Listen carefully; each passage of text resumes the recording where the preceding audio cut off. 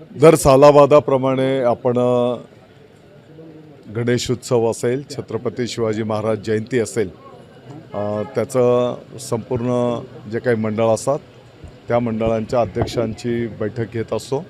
येणारा उत्सव अतिशय उत्स्फूर्तपणे, आनंदामध्ये, निर्विघ्नपणे साजरा झाला पाहिजे.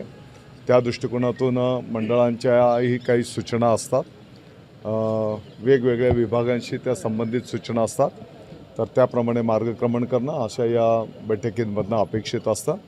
आणि म्हणून आजच्या बैठकीमध्ये काही सूचना आल्या. महापालिका प्रशासन असेल, पोलीस प्रशासन असेल, आरोग्य विभाग असेल, MSCB असेल, त्या विभागांना त्याच्यावर कार्यवाही करण्याची सूचना केलेली आहे. महापालिकेशी संबंधित जे काही मुद्दे होते, जे शुल्क आकारणी होते, तर ती शुल्क आकारणी माननीय मुख्यमंत्री महोदय एकनाथजी शिंदे साहेबांच्या निर्देशानुसार त्याच्यामध्ये नाशिकपुरतं सूट देण्याचा निर्णय आम्ही केलेला आहे. डीजेच्या संदर्भामध्ये जे काही नियम आहेत त्या नियमांचं पालन करून मार्गक्रमण करावं. दादा, डीजे संदर्भात मागच्या वर्षी बैठक झालेली होती, पण काही लोकांनी डीजे आणलेलं होतं मंडळामध्ये, त्याच्यावर गुन्हे देखील बघा, त्याचे जे डेसिबलचा जो विषय असतो की जेणेकरून पोल्युशन होणार नाही, तर ते नियमांचं पालन करून जे काही वाद्य असेल ते वाद्य वाजवत असेल तर ठीक आहे. आणि त्याच्यापेक्षा नियमाचं जो काही हे करेल, नियमांचं पालन सगळ्यांना करावं लागेल. डीजेपेक्षा डीजे जे मिरवणुकीमध्ये जे लेझर लाईटचा वापर होतो त्यामुळे लेझर लाईटच्याही संदर्भामध्ये स्पष्ट सूचना देण्यात आलेल्या आहेत. आणि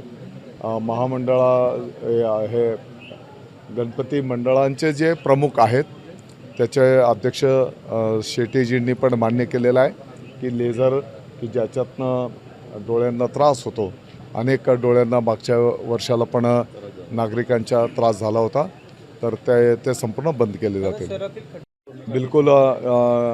खड्ड्यांच्या संदर्भामध्ये पण सूचना आलेल्या आहेत, काही रस्त्यांच्या कामाच्या संदर्भामध्ये पण सूचना आलेल्या आहेत. महापालिकेला, नॅशनल हायवेला त्या पद्धतीचे सूचना केल्या गेलेल्या आहेत. आता शहरात जे काही खड्डे आहेत ते बुजवण्याचा प्रयत्न केला जातो, म्हणजे त्यात मुरुम टाकला जातो, त्याच्यावरती रोलर फिरवला जातो, मात्र तरी देखील ते खड्ड्यांमध्ये बुजवण्यात नाही. कसं आहे बघा, आता मुरुम टाकला, रोलर जरी त्याच्यावर फिरवला, तरी जर पाऊस आला तर शेवटी त्या मुरुममध्ये पण मातीचं किंवा मुरुमाचं पण काही प्रमाणात त्याच्यात पाण्यात तो विरघळतो आणि त्याच्यामुळे काही दिवसात परत तो खड्डा होतो. ही वस्तुस्थिती, नाकारायचं काही कारण नाही. परंतु पावसाळा कमी होत असताना हे खडी जिथे दगड टाकण्याची आवश्यकता आहे, दगड असेल आणि डांबरीकरण असेल किंवा कॉन्क्रिटीकरण असेल, त्या पद्धतीचं कायमस्वरूपी ते खड्डे बुजवण्याची सूचना केलेली आहे. दादा, पण तपवण्याचं जे काम रस्त्याचं केलेलं होतं त्या रस्त्यावर खड्डे पडत नाही, मात्र ज्या ठिकाणी 2 महिने झाले, मी बोललो ना, बघा, कोणाच्याही चुकांचं समर्थन नाही, त्याला पाठिंबा नाही. काम प्रत्येकाने क्वालिटीमध्ये केलंच पाहिजे. रस्ते असू दे, कुठलंही काम असू दे. आणि जिथे चुका झालेल्या असतील तर त्या चुका त्यांनी दुरुस्त केल्या पाहिजे आणि मोठी चूक असेल तर त्याच्यावर कारवाई पण केली पाहिजे. पेट्रोलच्या रस्त्या संदर्भात देखील आज प्रश्न उपस्थित केले. बरोबर. त्या संदर्भात नेमकं काय? त्या विभागाला त्या रस्त्याच्या संदर्भामध्ये वस्तुस्थिती आहे की तिकडे ट्रॅफिक जाम होत असते, वाहतुकीला अडथळा निर्माण होत असतो आणि मोठ्या रहदारीचा तो रस्ता आहे. आणि म्हणून त्याचं काम लवकरात लवकर आणि क्वालिटीमध्ये कसं होईल तशी सूचना केलेली आहे. बदलापूरच्या धर्तीवर सूचना आलेल्या आहेत, तर आपल्याकडे काय परिस्थिती आहे नाशिक जिल्ह्यातील सगळ्या शाळांना, म्हणजे जिल्हा परिषद आणि आपण जर बघितलं असेल, बदलापूरची घटना झाल्याच्या नंतर मला वाटतं की आपण नाशिकच्या शिक्षण विभागाशी संबंधित अनेक संस्था चालक असतील, प्राचार्य असतील, विभागाचे अधिकारी असतील, यांची बैठक आपल्या सर्वांच्या उपस्थितीमध्ये आपण केली होती. त्या बैठकीमध्ये पण अनेक चांगल्या सूचना आल्या होत्या. जवळपास 50% त्याच्यावर अंमलबजावणी आतापर्यंत झालेली आहे. आणि आता CCTV असेल, आता काही संस्थांची ही पण सूचना आहे की त्याच्यासाठी निधीची काय तरतूद आहे का. मला वाटतं की येणाऱ्या काही दिवसांमध्ये या संदर्भामध्ये कसं आपल्याला मार्गक्रमण करता येईल. शेवटी आपलं उद्दिष्ट काय आहे की बाबा, लहान मुली असतात, मुलं असतात, कुठल्याही गोष्टीला गालबोट लागणार नाही, सुरक्षितता या गोष्टीला जे आपलं प्राधान्य आहे त्या दृष्टिकोनातून जे जे काही करणं गरजेचं आहे, दामिनी पथक असेल, तक्रार पेटी असेल, त्याच्यामध्ये CCTV पण आहे, तर निश्चितपणे याची अंमलबजावणी आपण करू. तसाच पंतप्रधान नरेंद्र मोदी महाराष्ट्र दौऱ्यावर आहे. त्या संदर्भात मी व्यथित असल्याचं म्हटले आणि छत्रपतींच्या पायावर नतमस्तक होऊन मी माफी मागतो असं देखील पंतप्रधान नरेंद्र मोदी म्हणतात. बघा, छत्रपती शिवाजी महाराजांच्या पुतळ्याच्या संदर्भातली जी काही दुर्दैवी घटना झालेली आहे त्याबद्दल आपल्या सर्वांना दुःख आहे. आपल्या सर्वांना म्हणजे ते काही त्याचं ते काही समर्थन करणं किंवा ती चूक आहे तर चूकच आहे.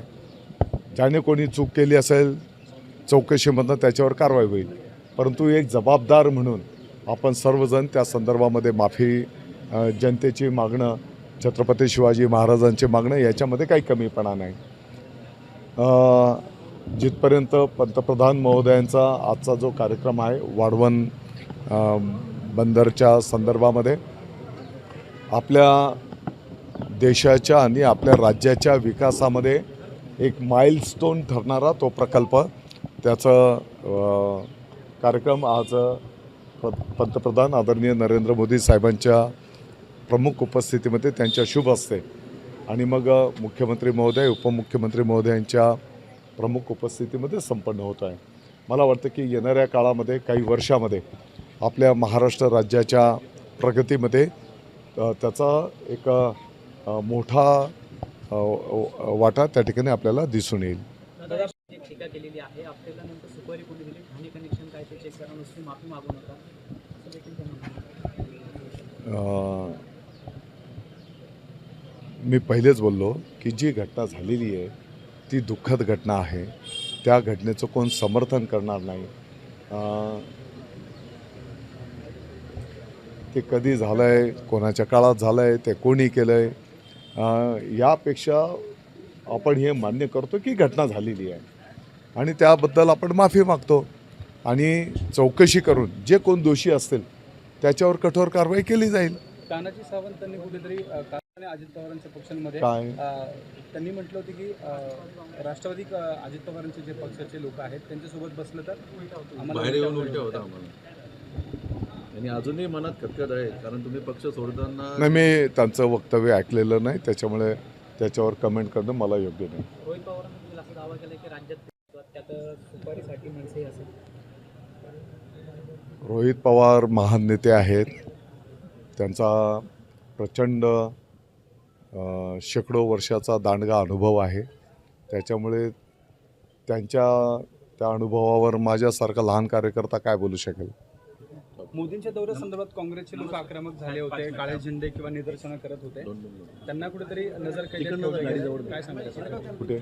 मुंबईमध्ये वर्षा गायकवाड असेल किंवा नाही, बघा, आज आदरणीय पंतप्रधान नरेंद्र मोदी साहेबांचा जो दौरा आहे, मी जसं बोललो, वाढवण बंदर देशातलं 1 क्रमांकाचं बंदर त्या ठिकाणी निर्माण होणार आहे.